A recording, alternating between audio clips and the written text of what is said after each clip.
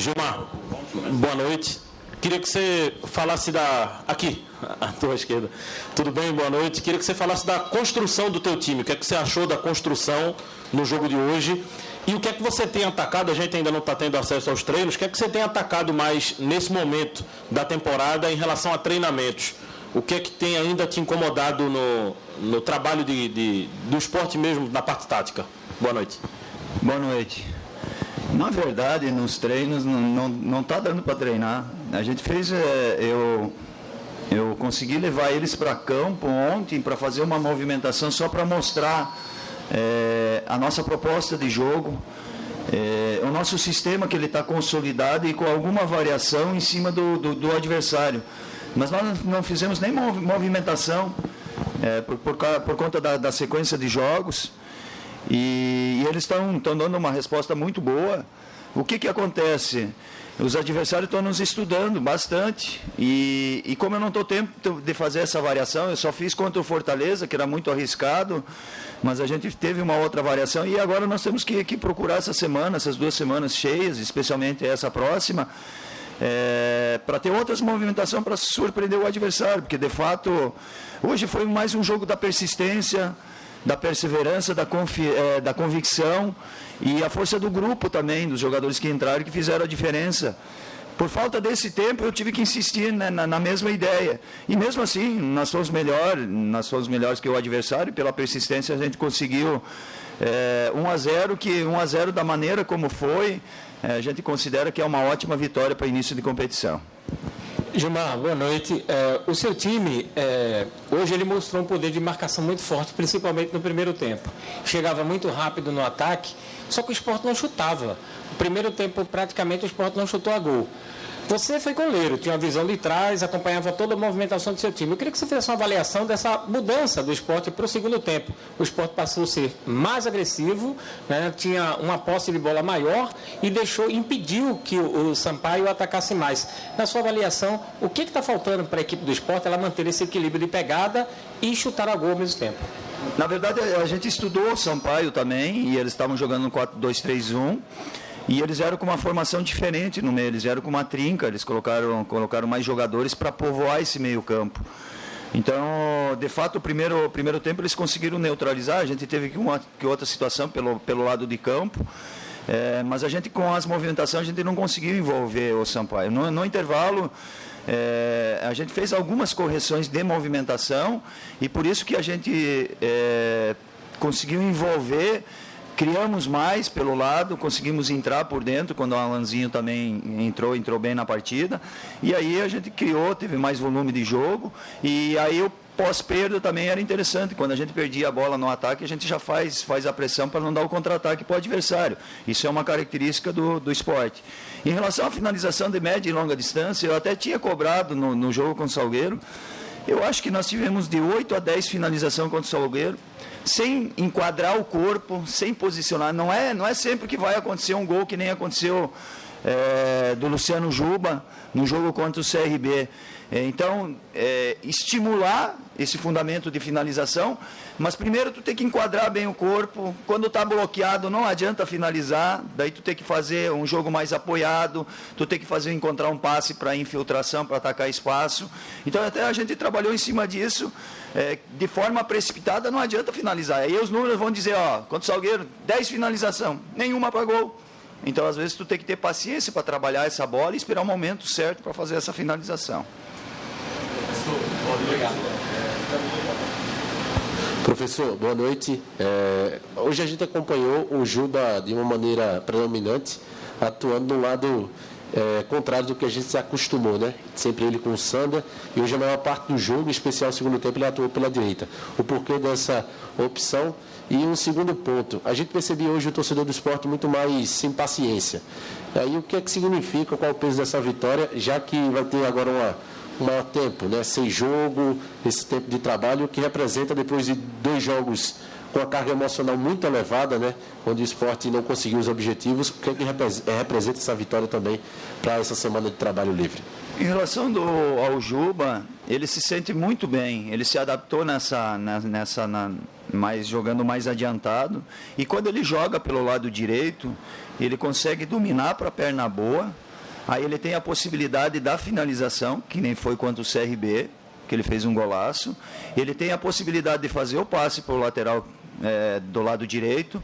Ele tem essa possibilidade de encontrar um passe no centroavante, num outro meia, num outro atacante do outro lado. Então ele domina mais o setor porque cai na perna boa dele. Então é uma maneira para confundir o adversário também. Embora ele esteja jogando muito bem daquele lado, com combinação, mas é uma variável para confundir o adversário e está dando certo, inclusive contra o Salgueiro. Ele jogou daquele lado ali parte do segundo tempo e o desempenho dele foi bom. Então é um jogador muito versátil, e eu só estou fazendo isso porque ele contribui e ele gosta de jogar ali também, porque ele diz: professor, eu vou trazer para a perna boa para finalizar, tem mais uma possibilidade, do outro lado não tem essa possibilidade. Então é um jogador que eu respeito muito a posição e função, então ele está gostando de jogar desses dois lados. Em relação à torcida, vocês já conhecem mais a torcida do que eu. Eu não posso mudar isso para o torcedor, eu tenho que trabalhar e ser muito letal. Nunca vou fazer uma substituição em cima da emoção, mas sim pela razão. E não é só a torcida do esporte, a nossa cultura do futebol brasileiro, do Nordeste, também te coloca sempre nessa situação de querer atacar ou eventualmente colocar mais atacantes, mas o técnico tem que ser equilibrado. Daqui a pouco você coloca um monte de atacante, o adversário Sampaio colocou 2 jogadores rápidos do lado, mais um centroavante rápido, e aí pode tomar um contra-ataque e tomar gol. De forma equilibrada, nós construímos a vitória hoje com a força do grupo também. Professor Gilmar Dalpozo, boa noite, parabéns pela vitória. O senhor fala em convicção, e a convicção, até pela falta de tempo de trabalho, o faz não mexer muito no time. Mas, hoje, no segundo tempo, a mexida, para mim, causou um melhor futebol do esporte. Com a entrada do Cáceres, do Alanzinho, do Raiva Negas, eu lhe pergunto, alguns jogadores, nesse tempo que o senhor tem de trabalho, até a partida do Guarani, citando especificamente o Blas Cáceres, já procuram o seu espaço em titularidade? Eu falei no vestiário que foi a vitória do grupo. Já contra o Salgueiro, os jogadores entraram bem, contra o CRB, tem sido assim. O que eu quero da minha equipe, do meu grupo? Essa competitividade entre eles. Cada posição a gente tem 2 jogadores de qualidade e eles buscarem o espaço deles. Deixa a decisão para o técnico. E o campo que escala. O campo que vai escalando aos pouquinhos. Então, eles têm entrado bem, estão buscando o espaço deles, e eu fico muito feliz porque tem essa competitividade. E aí leva a qualidade individual e coletiva. E é assim que se faz futebol. Num campeonato de 38 rodadas, se apega muito aos 11 iniciais. Eu não me apego aos 11 iniciais, eu tenho a força do grupo. Às vezes o G3 lá, que treinou hoje, que nem estava na convocação, provavelmente semana que vem, em algum momento, eles vão estar nos ajudando. E usando estratégias diferentes, com características diferentes, que nem foi o Alanzinho hoje, o Cáceres. Então foi a vitória do grupo hoje. Professor, boa noite, parabéns pela vitória. Eu estou participando de uma mesa redonda aqui ao vivo com mais 3 colegas e foi curioso que surgiu uma palavra que foi unânime, falta de criatividade no meio de campo, e que, consequentemente, foi até uma brincadeira colocar aqui, que a gente lembra de outras, né, do esporte, Juba dependência.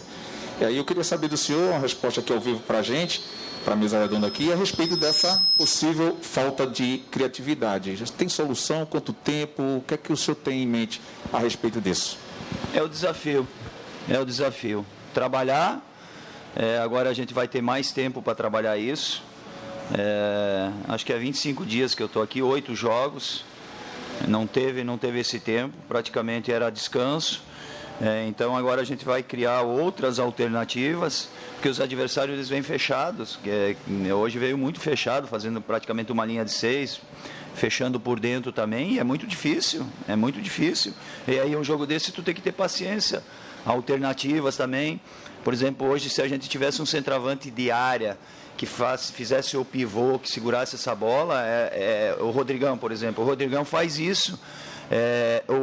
O Búfalo é de atacar mais espaço, e para tu conseguir segurar essa bola mais central, para daí entrar as finalização, para entrar a gente está trabalhando essa bola no chão, tu precisa desse homem que faça o pivô. Então, acho que contra o Guarani, talvez essa possibilidade do Rodrigão estar de volta para nos ajudar, mas continuar persistindo e encontrando outras alternativas. Às vezes fazendo uma saída de 3 com o lateral direito, às vezes fazendo uma saída de 3 com o lateral esquerdo, às vezes fazendo uma saída de 4 para povoar mais o meio campo. É que a gente deu continuidade àquilo que estava dando certo, convicção. Como eu não tive tempo de trabalhar, eu tive convicção nesse sistema.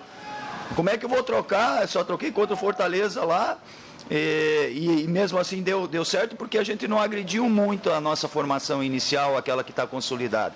E agora, com mais tempo de trabalho, vou conseguir implantar isso. Oi. Professor, boa noite. Se possível, eu queria que o senhor fizesse uma avaliação do Ezequiel.